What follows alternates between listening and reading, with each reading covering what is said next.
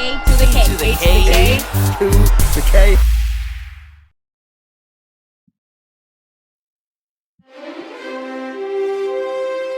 Coming to you live from the A to the K studios, it's time for the 2023 End of Year Awards, the A to the K.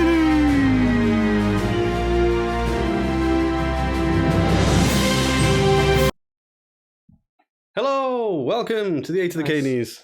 Nice. Bit of grandeur. Obviously, change of scenery. We've rented out a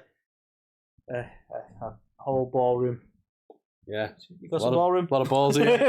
But yeah, we're back for our annual End of Year Awards, the A to the K-Knees, the most prestigious wrestling awards Indeed. in town. Suck it, Meltzer. In town works perfectly. Well, actually, yeah. This is the most prestigious wrestling-related A to the K annual awards in town. Yeah. Well, I don't think anyone can argue that. No, right? I think that is a fact. Exactly. Yeah. So yeah, let's kick things off with the first category, shall we? Your neighbour's doing a similar thing and is pissed now. Sorry, Steve. The first category we're talking in with the big one, pay-per-view / premium live event of the year. Damn. The nominees are WWE Royal Rumble, WrestleMania, All In London, and Money in the Bank London. No bias. London, baby. I haven't just picked all the British ones. No, I mean, to be fair, the British ones, they have to go in this category, don't they, because they were iconic. Iconic? Sorry. I missed those. I know, right? Somebody needs to try and just encourage them back to the world of wrestling. Yeah. Anyway. Stop having babies and that. Stop living your life. Come and join us again. Sorry, go on. So, how are we doing this? Well, I've already picked, and you're going to find out. Because that's how we do things here. Well, fuck you. I'm going to tell you what my pick is. It's All In, right? Oh, there you go. Right. Well, guess what? That's not the winner. Well, fucking fine, then. Because the winner of the best pay-per-view / PLA of the year is WrestleMania! I mean, to be fair, yeah. Now, I know some people out there would be like, but why is it WrestleMania Night 1 or WrestleMania Night 2? Fucking some both people of them, do that. innit? Right? But if we had to pick... Both, innit? If we had to pick... So British, bruv. It's a tough one, really. Both, innit? Because, obviously, I think Night 1 was probably the better overall, but Night 2 had Drew, Gunther, enjoyed Night 1. Sheamus, and obviously the biggest main event at WrestleMania for a while, which was Cody Roman. Obviously left a bit of a sour taste in terms of how it finished. But we did get to see Shane tear both of his quads as well. So, fun all around. Which is memorable, in a way. It was. But yeah, I think nobody does big events like WWE, especially when it comes to WrestleMania. And nobody does tearing your quads like McMahon. That is also true. I mean, Triple H did the same, and he's kind of technically part of McMahon now. So was he married into the family when he did it? Yeah, I think he was. Strange. It counts. Yeah, it literally just got married, and all of a sudden, my quads. But yeah, don't get me wrong, All In was awesome, and I made up for AEW what they achieved. Indeed, 80,000 fans. So yeah, bravo. But nothing beats the spectacle that is WrestleMania. And obviously the Royal Rumble, we have this debate a lot, because there is times when Royal Rumble we think is the better. I've often said Royal Rumble is my favourite pay-per-view. Yeah. But you cannot deny the this is where grandeur of WrestleMania. This is where everything culminated. It had a mix of absolutely everything, and it was good stuff. Yeah. So WrestleMania. The only sour note: Cody didn't finish the story. No. And now the story is, I don't know. It involves Shinsuke now somehow. I'm not quite sure what's going on with the story, but he should have finished the story here. And some people will agree, some people will disagree, and I don't care. Yeah, the story is still being written, apparently. Yeah, it's about. Which takes us to the Shockmaster Award for Botch of the Year. So our nominations are Adam Cole jumping off the stage to try and save MJF and breaking his ankle. Yeah, that's pretty heavy. Top Dollar doing whatever the hell that was when he tried to jump out the ring. Do you hear about this, by the way? He was hear about this? He's defending that, saying he's going to have his legs chopped off. Because he was like, he normally did that with no problem, and that kind of threw him when he went and got checked out. He was diabetic. Yeah. So, madness. Happy little accident, as Bob Ross would say. It's, we also have Kofi Kingston messing up an elimination from the Royal Rumble for a second year in a row. I think there's no coming back from this for him. I think this is going to be the new thing. Yeah. I think he's going to fuck it up every year. And what we just mentioned previously, Shane McMahon tearing both of his quads. I'm really intrigued what you're going to pick here. My vote is for quads. Is that a botch? Or is that just like your body just like... My vote is for quads. Well, Anthony, the winner of the A2theK for Botch of the Year goes to Shane Quad McMahon. Nice. Quad McMahon. It was just horrendous, wasn't it, to be fair? Yeah. It was so cringe. It was one of the lowlights, one of the only lowlights from WrestleMania. At first, it was like, why have they brought Shane back? Yeah, it was a strange inclusion anyway. And then we get in the ring, and immediately 2 moves in, tears both his quads. Miz, who's now a seasoned vet at this point, say whatever you want about him, but he has no idea what to do. Who saves the day? Fucking Snoop Dogg. Snoop Dogg. I mean, you couldn't write it. You couldn't write it. And they definitely didn't. And Carl, as a surprise for you, Shane is here today to collect his award. Oh, he's fallen. Oh. He's fallen. Oh, no. Miz, can you... What? It's Snoop Dogg, everyone! I kid. So, yeah. Shockmaster to Snoop Dogg. What a ring awareness for a man who's not actually a wrestler. Yeah. I'd like to think maybe the referee or someone told him what to do. He didn't just go, sorry, I got this. I know what I'm doing. But to be fair, The Miz didn't do that. So. Hi, Snoop. He's like, yes. Love it. So yeah, well done, Shane. Indeed. Send it to the McMansion. Hey, if it's not called the McMansion, I'm going to be so pissed off. McMantle piece. Nice. And need more things with man in it. Maybe we should speak to his McManager. Hey. Okay. We could be here with that all day. Well, the next category to talk about is the Roddy Piper Award for Talker of the Year. Okay. I'm kind of livid about some of this. Okay. I'm really worried about who you picked. Okay. I'm going to be over here. I'm Nominees not going to say a fucking word. Are Anthony Bias aside, Maxwell Jacob Friedman, Cody Rhodes, LA Knight, and Paul Heyman. Clearly, you're happy with all these selections. There are only 2 people on here who deserve this award. Well, let's find out who I'm won not even going to say who. Let's find out who won it. The winner of the Roddy Piper Award, A2theK for Talker of the Year, goes to Paul Heyman. You're goddamn right.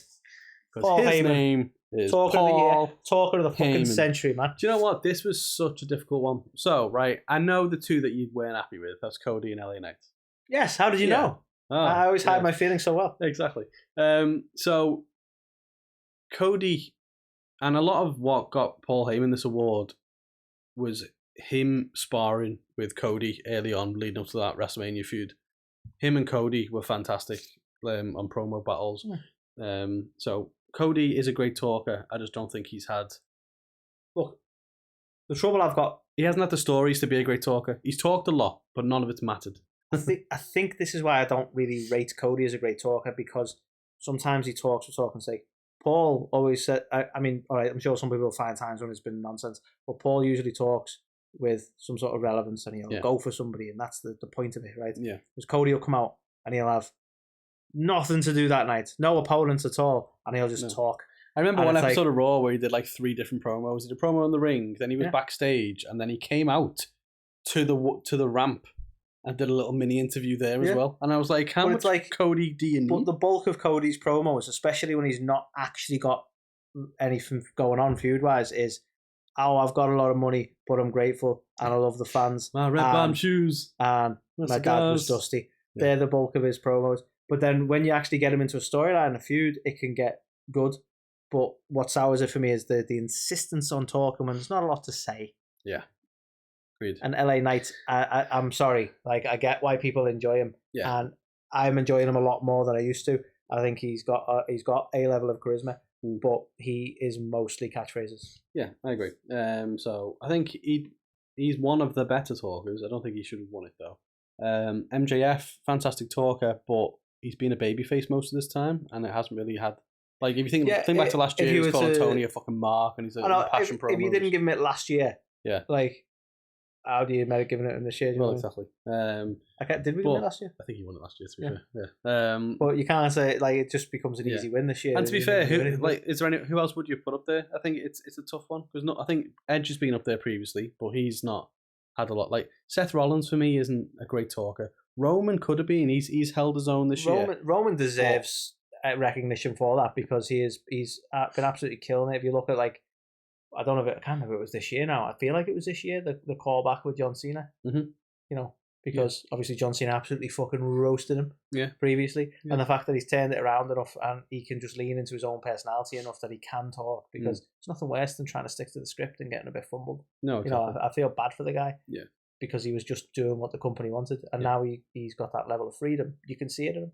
100%. You know, he's definitely a fucking great talker now. He is, and I think, to be fair, I imagine Paul Heyman's like promos have kind of depleted a little bit towards as he's got better. You know what I mean?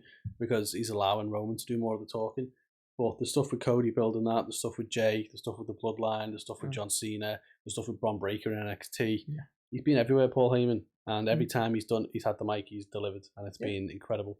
But yeah, certainly for some of the stuff in that early Cody feud, I think was just. I don't know. I mean, part of me wants to say like Sammy deserves a shout out for this category as well, but I don't even know. You got to class it as good talker, but he's just got great sort of comic element to him. Yeah, because like a lot of the talking he's done this year, a lot of the entertainment he's put on has been on his mic skills, but it's not in quite the same way. We may see some Sammy popping up. Don't you worry. Yeah. But Paul Heyman, congratulations, the Roddy Piper Award winner for Talker of the Year. And sadly, Paul couldn't make it here today, Carl, so I'm afraid you have to accept the award on his behalf. Okay. My name. Yeah. Next category, we've got Babyface of the Year. And again, every time you see Cody in anything, I can just tell the look on your face. But my question was just, is he? So we've got nominees: Cody Rhodes, Sami Zayn, Orange Cassidy, and MJF as a Babyface of the Year, because he's been a babyface most of the year, which is mental. Yeah. I guess so. But you're stacking him up against Sami, man. I don't know where this vote's gonna go, but you're stacking him up against Sami. Well, the winner of the A2theK, the Babyface of the Year, goes to Sami Zayn. God damn right. Of course it does. Of course it does. He's just been storytelling. He's just been their best, hasn't he? He captured our hearts and minds. The most lovable dude on the roster all year. Personal. I mean, it's December and we're talking about a lovable dude with a big scruffy beard. Actually, but yeah, he's had all the stuff with the Bloodline, the stuff with Roman, the stuff with Kevin Owens. And then, like, the whole Montreal thing with the Elimination Chamber and everything, all the way through to... It's a shame because I wish they would have kept it going with him. But it's almost like they had to move on to the next one for Roman. And then he kind of got lost in the shuffle a little bit. But I think it says a lot, though, that we got to a point where people were like, yeah, we want him to take Roman. Do you know what I mean? Yeah. Like, I don't know. It was a bit like a dog chasing a car in some senses. I don't know what they'd have done if they put the strap on him. But... like, the fact that people are so behind him that they were like, yeah, he needs to do this, like, was just amazing. Yeah. And, like, even though in Montreal it was, like, incredible, like, the fans were behind him like that in every city they went to as well. Whereas, like, I know, like, you could say the same about, like, Bad Bunny in Puerto Rico and stuff, for example, but it's like, well, elsewhere, nah. Do you know what I mean? It's not the same. I mean, this is the thing. Sami, it was the same everywhere. But Montreal was just that little bit extra. But yeah, Sami Zayn, Babyface of the Year. Damn right. On to Heel of the Year. The nominees are Roman Reigns, Gunther, Dominic Mysterio, and Christian Cage. I'm thinking maybe the Tribal Chief's getting this, you know. You think so? I mean, he's been holding it down as the heel of the last few years. Dominic, I kind of get it, but I'd say he spent a larger part of this year being a brat more than a heel. That's fair. He's certainly coming into his own now. Gunther, again, been holding it down as the IC champ and a straight up badass. Christian, is he necessarily heel of the year, or is he just someone who's just absolute fucking savage? He's a savage, 100%. But heel savage of the year. We have most savage moment. Let's see if he crops up with that. But the winner of heel of the year, the A2theK, goes to our Tribal Chief Roman Reigns. Nice. I'm right. Of course it does. He's been an absolute horrible little scumbag all year, hasn't he? You've wanted everyone under the sun to dethrone him, just to, you know, look at his little punchable face in there. So he's a bastard, but he's a bastard. He is, exactly. But that's what MJF wished he was saying in AEW right now. Not the scumbag. He's the bastard. But yeah, Roman Reigns, absolutely, as you say, holding it down. He's definitely been heel of the year, I think. Everyone can't stand him, and in all the best ways. So in all the best ways. How much better he is as a heel than he was as a babyface. Mental. Yeah. But it's crazy because, like you say, he's unlikable in a great way now, whereas when he was a face, he was unlikable. Yeah. Like, I think he could turn face and be likable now. I think it was just the way they were pushing him. It was just so polarizing. And like you say, the fact that they leaned into the heel thing and it's made him infinitely more likable is insane. It shows you what fans are like. Maybe we are fickle. I don't know. Oh yeah, 100%. We definitely are. But yeah, Roman, heel of the year, A2theKnies winging its way down to the bloodline. Just for you. You're carried with those wonderful belts. Which takes us to the next A2theK for Breakout Star of the Year. Nominees are LA Knight, Julia Hart, Sky Blue, and Dominic Mysterio. I mean, this may not be everyone's opinion, but I honestly think Julia Hart deserves this, man. She's had a total character recreation. She's now holding it down with the title. She's just been an absolute badass. I think in terms of transformation, which obviously is part of being a breakout star, surely you got to give it to her. Yeah, Julia Hart, a great contender. LA Knight at the young age of 40, breaking out. LA's been... he's older than 40, isn't he? I don't know. He's in his mid-40s. Maybe. Anyway, LA, he's... I don't really class him as a breakout star. I think it's just... Like, he was a strange one because it just took WWE a while to sort of get behind him. I think the reason I put him on here is because at one point he was Max Dupree and was about to be released. That is true. And now he's like the mega But again, star. that feels like a WWE realization, not the fans. And when you say breakout star, I always think it's the fans getting behind someone. Whereas the fans were behind him for a while, and WWE were like, we don't know what we're going to do. Let's make him a model. And you're like, okay. Sky Blue, I think she's kind of just come out of nowhere. Probably had the most matches on all the shows consistently there. Undergone a bit of a gimmick change herself. Yeah. And Dom, to be fair to him, when we first... didn't think of last year, I wouldn't have been saying anything like this about Dom, but you know what? He's fucking really coming to his own, man. Yes. But the winner of the A2theK for Breakout Star of the Year goes to Julia Hart. Damn right. The biggest character transformation from rah rah cheerleader girl to spooky bitch gonna kill you is immense. See, that's how they lure you in. Yeah, and obviously cheerleader. Well, to go from kind of someone who was just like a valet almost to now being the TBS champ, improved in the ring, improved on the mic, improved gimmick, character, everything. Yeah, absolutely killed it. It's crazy. It really is. Like when you look at the Varsity Blondes, and this is no disrespect, when you look at the Varsity Blondes, and this, you know, Griffey is still killing it. So this is no disrespect to Griffey when I say, but you and I were both putting our money on Griff. Yeah, 100%. Right. And he's definitely a star in the making. But the fact that like Julia sort of come up out of nowhere and was like, she's repping the House of Black, and she's just totally transformed the character, totally improved in the ring and everything. Yeah. Like, yeah, totally improved in every aspect, I think. Yeah. So I'm excited to see. What a year for Julia. And like, how old is she? Like 21, 22 or something. So like that. The world is her lobster or something. Indeed. So the next category we have most savage moment of the year. Okay. The nominees are when Paul Heyman said that Roman Reigns is the son that was pretty fucking savage. We have Hangman Adam Page drinking Swerve's blood. That was pretty fucking gross. We have Christian Cage telling Adam Copeland to go fuck himself. That was pretty fucking funny. And we have LA Knight telling Grayson Waller he doesn't look like he's allowed within 50 feet of a school. I mean, that was pretty savage. Yeah. Those are the nominees.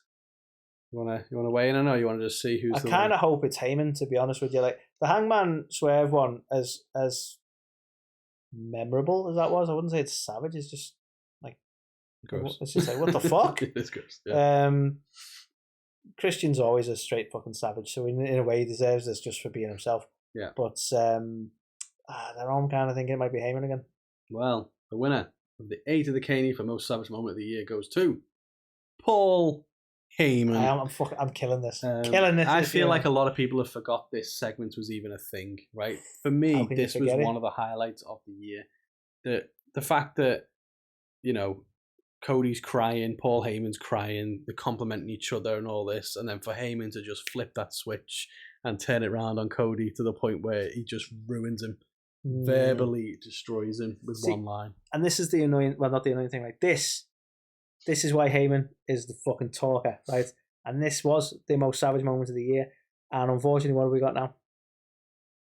We've got Shinsuke sort of telling him his dad was inbred. Yeah. But I don't know why they're trying to make him a talker on the mic when he's not. Yeah. But it's like, yeah, this is where we've ended up to where we were, and this was fucking good.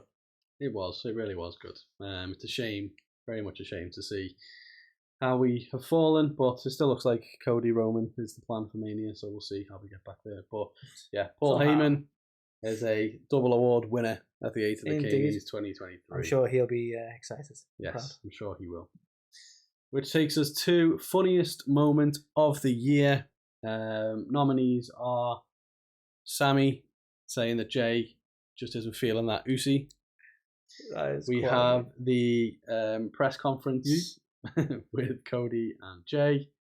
We have MJF imitating Adam Cole when they first formed their tag team. That was good too. And we have the Heart Foundation of Chelsea Green and Piper Niven. I actually have quite a soft spot for them doing that. Yeah. A fucking quality piss take that. Have you got any thoughts? I mean, my shout would permanently be he's not feeling quite oozy, just for the watching every single one of them, including Solo break. Yeah. Well, you're a winner. Any time that Sammy says something and you look to the Usos and they're having to do this a lot, you know that they just want to piss it, and it's just so fucking funny. I miss that we don't get this kind of interaction anymore. Absolutely. The winner, funniest moment of the year, the A2theKnies goes to. God damn right. Of course it does. Goes to Sami Zayn. Again, another 2-time winner, Babyface of the year, and now funniest moment of the year. Just absolutely killed it. Everybody loved it. Everyone was breaking. It was fantastic. Yeah. The memes were rolling. Remember the memes? I remember the memes, Carl. I remember the memes. We had a Uzi Couture. That was my favourite one. No bias or anything. But absolute quality. And this again, it just goes down to Sammy was just absolutely killing it for most of the year. Yeah. And I appreciate they had to move on to different things, but I do genuinely miss the interaction between these guys. Oh god, yeah. It was gold. Absolute gold at that moment. I feel like Rumble to Mania was peak. Magic. And then it just kind of fell off a bit, unfortunately. But yeah, Sami Zayn, funniest moment of the year. The next category, surprise of the year. Boy, there are some doozies in here. So nominees are WWE merges with UFC to form TKO. Adam Copeland joins AEW. All In sells 80,000 plus tickets. And CM Punk returns to WWE. For me Just personally, a few surprises. For me personally, I think the biggest shock was Punk to WWE. Mm-hmm. Obviously, we knew WWE was selling in some way. It makes natural sense there. So it may have been a bit of a shock, but you go, yeah, I kind of get that. Mm-hmm. So it wasn't like, this is crazy. All In, again, we knew it was going to be epic. We knew it was going to be successful. So the breaking that record, again, it's nice, but it's not shocking because you go, fucking deserve to. You know what I mean? Yeah. Adam, I don't know if it was just me, but I feel like I got a lot of rumblings that he was going to be rocking up, and I know people were like, nah, he won't. Yeah, he will. Mm-hmm. But like, I wasn't shocked. But the Punk thing, I was adamant, and again, this might be a personal thing. I was saying to you, why would WWE even want him back? Yeah. Like that, I was adamant. I was saying, no, why would they even want to sign him? He's proven like he's talked shit about them for fucking decades. He's proven that he's still temperamental. Like, why would they have any interest in signing someone who's acting like that? And would you believe hell froze over? It certainly did. So for me, it's Punk. Well, winner of surprise of the year, the A2theKnies goes to fucking killing it again. CM Punk. Yeah, returns to WWE. Who had that on the bingo card? Let's be honest. Never thought it'd see the day. And he's got like a unique record, isn't he? Isn't he the only person who's simultaneously selling merch in AEW and WWE at the same time at the moment? The top seller, not even just selling, the top seller in both companies. They've released his Ring of Honor All Elite figures, haven't they? Yeah, hilarious. So like they're still selling Punk merch, but you get it because they produced them, so you're still gonna fucking sell. Oh yeah, they've made them. What are you gonna do? He's selling merch on both sides and making bank on both sides. Just insane. Fucking crazy. Absolutely insane. But fair play to the guy, and yeah, we were definitely surprised. The next one, match of the year, always a tricky one. This one. So we've got the nominees: MJF versus Bryan Danielson at AEW Revolution. We have Drew McIntyre versus Gunther versus Sheamus at WrestleMania. We have Kenny Omega and Will Ospreay at Forbidden Door 2. And we have the Usos versus Kevin Owens and Sami Zayn at WrestleMania. Tough call, this one. And I wouldn't be surprised if you went for Drew and Gunther and Sheamus, to be honest, because you like the old big meaty men. But for me, in terms of a match that probably impressed me more than I expected, and maybe that was because I didn't like Forbidden Door always kind of does this to me. I didn't know what to expect, and whilst they're both great wrestlers, I didn't know how to. I didn't expect it to be as good as it was, and that'll probably be Ospreay. Okay. Well, the winner, the A2theK for match of the year, goes to Kenny Omega and Will Ospreay. Calling all these right, my friend. All over it, man. Yeah, I just think there was no match this year that I watched where I was just like, holy shit, this is like insane. He just elevated it, didn't he? Yeah. Yeah, he did. To the sky, he did. But yeah, some people will say the match that he had in New Japan was better. We don't watch New Japan. So maybe it was, but stick that in your pipe. Don't give a shit. For the matches we saw this year, this was definitely match of the year. I just thought two of the best to do it. You know, Will Ospreay finally getting himself on a global stage. Obviously, he had Jericho at All In as well. No, it wasn't the best match of the year, but it was like, okay, this guy is legit. Do you know what I mean? So he's, I've creamed my kecks over him a few times this year, and I'm made up he signed with AEW. That's not one of the awards, is it? And the present is a surprise. These crusty it's all sticky. But no, yeah, I think a fantastic match. Absolutely exceeded my expectations. And yeah. I think it's probably this match that made you a lifelong Will Ospreay fan. Probably, yeah. Wrong. To be fair, yeah. Once I saw this, I was like, this guy I feel like is... the noise from you about Will Ospreay only started after this match. It might have been, yeah. Now it's like, oh, Will Ospreay this, Will Ospreay could be when I fell in love with him, to be fair, yeah. Well, match of the year, well deserved, I think. Next one, always difficult. This interview of the year. This is a tough nominees: one. Kurt Angle, Sandra Gray in behind the scenes, Mega Perek, and Billy Gunn and Paula Sop. It's always hard. I really don't like picking because it makes it seem like I'm picking favorites. Children, because I think we've probably done this before in one of our seasons beatings or behind the scenes or whatever. But every interview we go into, we're always nervous and there's a lot of anxiety and making sure we get the right questions, making sure that and are they going to be all right? They're not going to be I suppose it's a bit weird, and to have somebody agree to an interview and then we do nothing but expect they're going to be unhappy or feel like we're wasting the time and stuff like that. Well, they did agree to do it, so they're probably not. But your rational side kind of goes away when you're anticipating. So you go into these interviews a bit nervous, hopefully it's going to be stimulating enough for them in terms of the questions and shit they're getting asked all the time, stuff like that. And every single interview we come out of, we go, it was this fucking lovely person. That was a really enjoyable interview. Made up. Every single one, we come out of it the same way. These people were awesome. You know what I mean? So it is really difficult. It comes down to we've chosen to interview them for a reason. Do you know what I mean? Yeah. We don't just ask everybody under the sun. We only pick people. But similarly, in a way, it makes you go, when we have been rejected, which we have, you go, maybe that was a blessing in disguise because I wouldn't want them to do something you don't want to do. Yeah. And I feel like that might be some of the secret sauce here, is that they've agreed to do it. So obviously they're more than happy to participate, and I think that makes a good dynamic, doesn't it? Yeah, I think so. But it's hard to remind yourself of that when you're like, oh my god, oh my god. But yeah, I would really struggle to pick one. But for me, and I said this to you the other day, I always have a real soft spot for the behind the scenes stuff.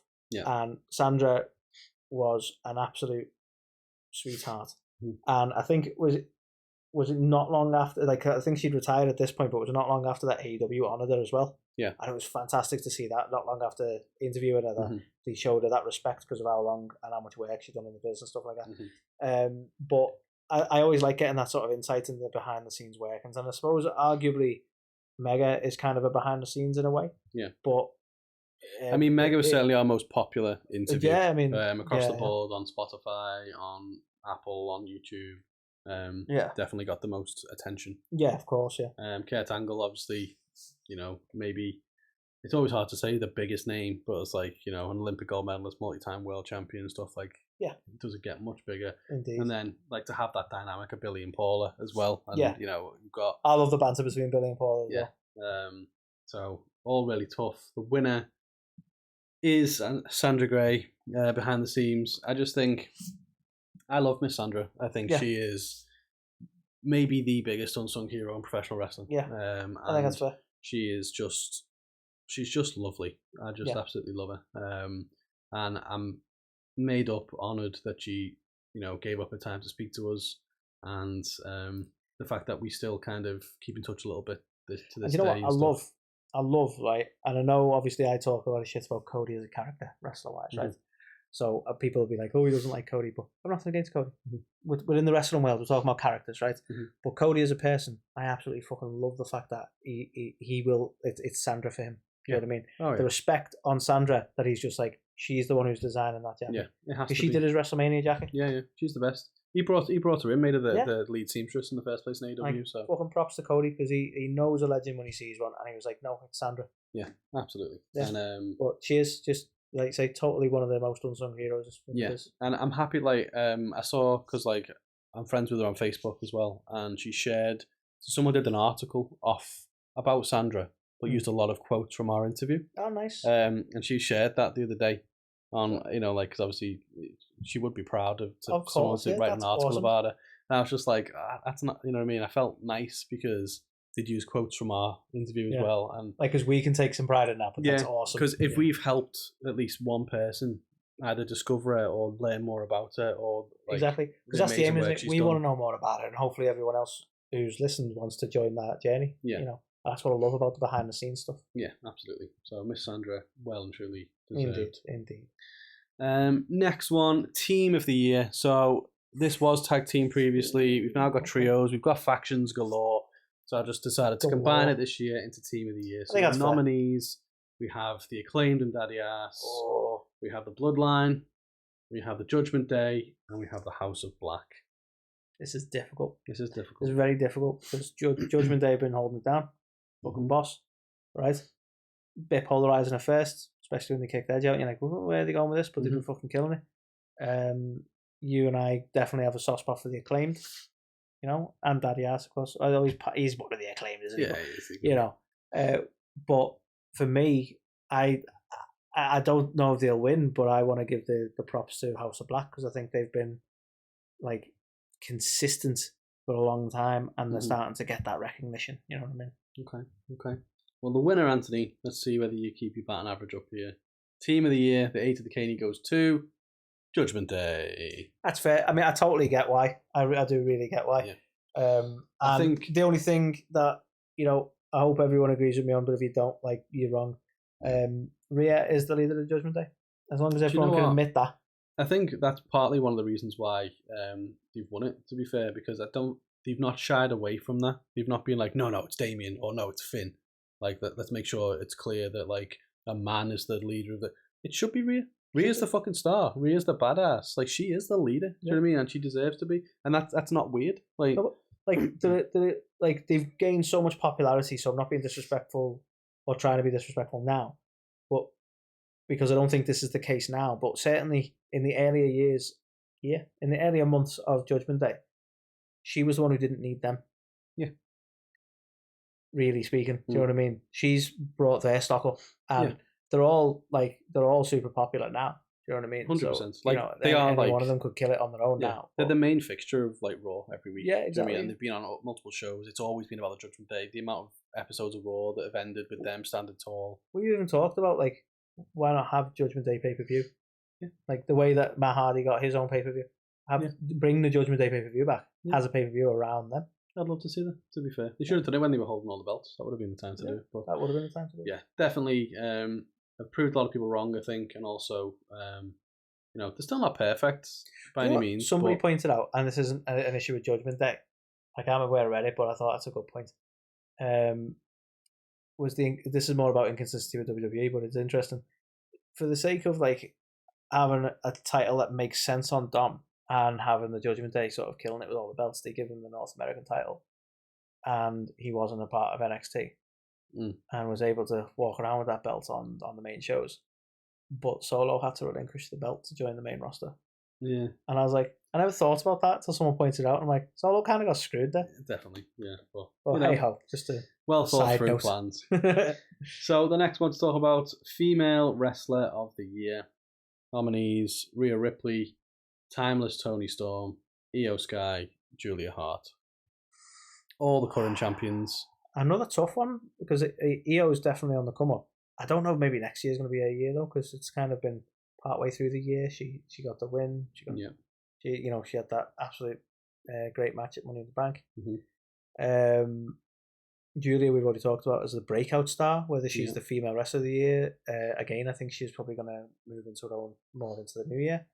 Yeah, Rhea, I think, will probably be my winner for this. Toni Storm's absolutely redesigned her character and deserves all the plaudits, but I think Rhea is probably the female wrestler of the year as far as credit goes. Rhea of the year. Rhea of the year. Well, let's see who the female wrestler of the year goes to. Rhea Ripley. Has to be. As we said, leader of the Judgment Day, absolute badass, has just destroyed everyone that's been in her path. Looks like a megastar, is a megastar. They're lucky to have her, basically. I think because I don't know who beats her at this point. That's how well built up she is. Yeah, who beats her? I honestly can't pick.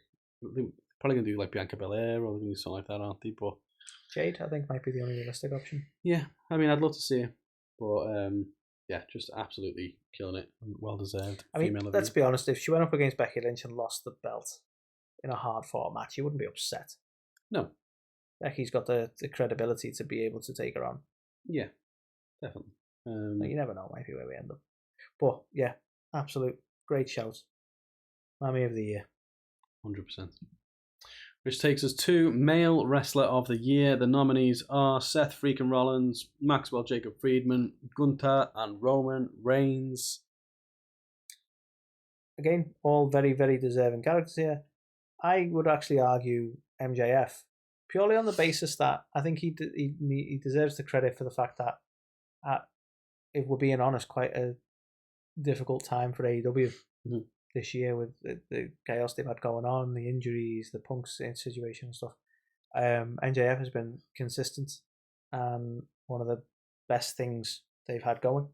And I think I'd probably want to put the credit in that direction for that reason. Yeah. MJF's definitely carried AEW on his back. I think Seth Rollins, he's been promoted everywhere in WWE. He's been doing everything, but he's never felt like the guy. Like they've made a secondary belt for him. He wasn't even in the Survivor Series. It wasn't even Team Seth. It was Team Cody. Yeah, that was kind of annoying. So stuff like that. Gunther obviously gone on the longest ever Intercontinental title streak. Absolutely killing it. Roman Reigns, has he been there enough? That's probably the only thing for me. Like he plays the character well when he's there, but he's he's always on his contract and that's how it is. But yeah, it's a difficult one. Well, Anthony, I can reveal the A2theK goes to Maxwell Jacob Friedman. Yeah, go Max. He's carried that. He's performed something that I don't think anyone thought we were going to see from him, which is a face turn, considering how hated he was and what a heel he has been. And he's done incredibly well at being a face. Yeah, he's done really good. The stuff with Adam Cole, the comedy segments and things, the matches he's had. Like everyone talks about his character a lot. Fucking Iron Man match with Danielson. You know what I mean? The match with Adam Cole, he's a fucking fantastic everything wrestler. He's done. And I feel like because he's such a character, I feel like he has to constantly go out and prove how good a wrestler he is, because people seem to just forget it. Well, that's it. Everyone's just like, oh, he's a good talker, or oh, he's character work, but literally he's phenomenal in the ring. So I think for what he's done for AEW, as you said, in all the turmoil they faced, I'm still blown away by the fact that when AEW started, he was Cody's mate to me. I thought I was Cody's mate. That's mad, isn't it? Yeah, that's crazy to me. And obviously Cody, I think, said something quite recently. Was he on Van Vliet, Cody? He said he was being interviewed somewhere quite recently, Cody, and he said about the possibility of MJF to WWE, and he thinks it'll happen at some point in his career and stuff. But he was saying about being I think I don't want to misquote, but not that he signed him, but he's he brought him in kind of thing. Yeah. And it was that's the one I take credit for kind of thing. I did that kind of thing. Yeah. And I'm he fucking spotted that from the off. Yeah, because to be fair. from at a glance from someone watching TV, it's just that fella who hangs around Cody. Yeah. Hey, fucking look at him now. Yeah, it's insane. Like, as you say, the first time we saw him, just like, who's this guy with the scarf? Oh, he's nothing. Yeah. Then from that heel turn and everything, just fucking rocket up his ass. And that fair play to, again, like, maybe I'm just turning in my old age, but fair play to Cody because he fucking sold that push for MJF. So for someone who pulls a lot of faces whenever Cody gets brought up, you praised him for Sandra, you're praising him for MJF. Because Cody, as a person, is a fucking awesome guy. It's just the way they book his character is just frustrating. Just teasing. Which takes us to the final award, Promotion of the Year 2023. Okay, nominees: this is a wild shout for me. WWE, AEW, Impact, soon to be TNA, and Ring of Honor. Okay, this is going to be a wild shout for me. I'm actually going to suggest TNA. And I think that is purely because of the massive course correction they've been doing over the last few years. Mm-hmm. Like, they've just been quietly doing their thing, and they got a lot of, like, people even like it. Like, when they want to insult AEW, they go, oh, it's like TNA back in 2010 and stuff like that. It's like, they've just been quietly carrying on and doing their thing and just working on it, right? And it was absolutely the right move to bring TNA back. It's got that nostalgic pop for everyone. Mm-hmm. They've been absolutely killing it on their women's division. Been absolutely killing it just all around in terms of the, like, working on their storylines, their division. Okay, there's some questionable things like Bobby Fish, but when you look at, like, now the way they're working it and going, right, well, let's do this rebrand. Let's get these people signed. Let's get these legends signed. You know, like, one of the best things to come out of it, like, for when you look at, like, the Mickey James run and stuff like that, and you look at Naomi, what's she got, Trinity. Mm-hmm. I was trying to remember her name that wasn't WWE name. Yeah. And you look at, like, Trinity absolutely killing it and stuff like that. Like, I don't know, like, I get why a lot of people wouldn't list them, but I feel like the work they've put in to improve their sort of relevancy needs to be credited. Yeah, I see where you come from there. I think they've definitely set themselves up for what is going to be an incredible, you know, all eyes on them year next year. The rebrand to TNA. They're talking about they've got major signings coming up. It's an exciting time for them, I think. And obviously Ring of Honor kind of feels a bit like there was a bit of buzz around it, but now it doesn't seem to be. I feel like, a lot of traction. I think timing probably wasn't great because I think, and I don't want to be unfair to Ring of Honor because I'll hold my hands up and say I've not really watched any Ring of Honor. Yeah. But what I think's happened is people have kind of done that. They've gone, okay, so you've dropped Dark and Elevation, or Dark Elevation, in favor of Ring of Honor. So that's just the new Dark. Yeah. So people just dismiss it. Yeah. And I'm one of them. I don't watch it. I mean, some of it is down to time. I watch WWE and AEW and we got time for much else. Yeah. But I feel like Ring of Honor has just become a name for AEW's B show. Yeah, it does feel that way, unfortunately. And there's a lot of like what Athena's doing on there, what like Layla's doing on there, Eddie Kingston and stuff. Like, there's some good stuff happening, but just hasn't got the eyeballs on it. But look at that, like, Athena's killing it, and Tony's like giving her so much credit. And Athena herself saying, and Tony saying, like, it'd be great to see her do some stuff in AEW because they know she deserves the attention and they know that it's not happening there, which is fine. Yeah. But I do feel it's become Dark. Yeah. That's all it is. AEW obviously got 80,000 plus people in, all in. Hell of a year for them. People expanded the pay-per-views. People sadly remember the controversy more than anything else, but they've had a hell of a year. Yeah. And, like, again, like, they go for that massive shock signing of Adam Copeland, which is a huge deal, and it gets overshadowed by the loss of Punk. Yeah. So people will remember the negative quite a lot, but you look at the positives, they've had a fucking hell of a year. They've signed Ospreay, they've got Mariah May, they are getting, like, young emerging talent as well. So this is the thing. They're probably doing better on the young emerging talent in some senses. Yeah. I some people who watch NXT will argue with me on that one, but I don't. So. And for WWE, obviously, it's been heavy, full of surprises, full of huge matches. The roster's bigger than it's ever been, so a lot of good stuff going on. The winner, finally, to the A2theK of 2023, Promotion of the Year goes to WWE. Yeah, I think it's just been the most fun to watch. I think totally agree. From a storyline standpoint, everything with the bloodline, with Sammy, moving on to bloody like the Cody thing, like all of it has just been. Yeah, I mean, in some, it's great to see. Like, as much as I'm not a big fan of going, well, let's go do this for shock value, but some of the returns it's been great to see. Like getting to see John Cena come back for a little bit. Yeah, getting to see the Rock up. Admittedly, he was like, well, Actors Guild's on strike, I'll turn up and maybe hint that there's going to be something, and then you'll never see me again, which is fine. Yeah. You know, the return of Punk, all those sort of shocks, Punk, Orton being back. There's been loads of mad stuff, hasn't there? So there's loads of shit, like, straight away. You're like, God, that's shocking.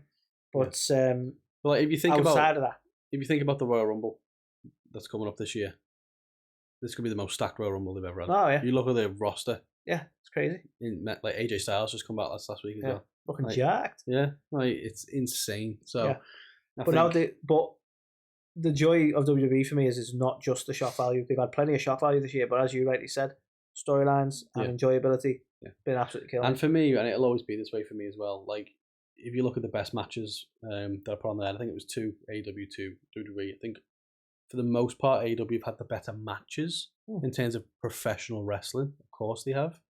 But for me, what makes a great match and everything is the story that goes into it too. We've always been suckers for storyline. And I think there's no denying that WWE put on great matches, but that have also relied heavily on high stakes, high story stuff.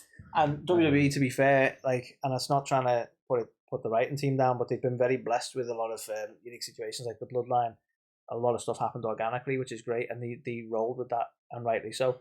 But they've been blessed with the right people at the right time as well. Yeah, they really have. 100%. So yeah, that was the 2023 A2theKnies End of Year Awards show. Let us know what you think in the comments if you're watching this on YouTube. If you are listening to this, feel free to drop by our socials. Let us know your thoughts there. Yeah, another fun-filled year. Can't wait to see what 2024 brings. And yeah, we will catch you on the next one.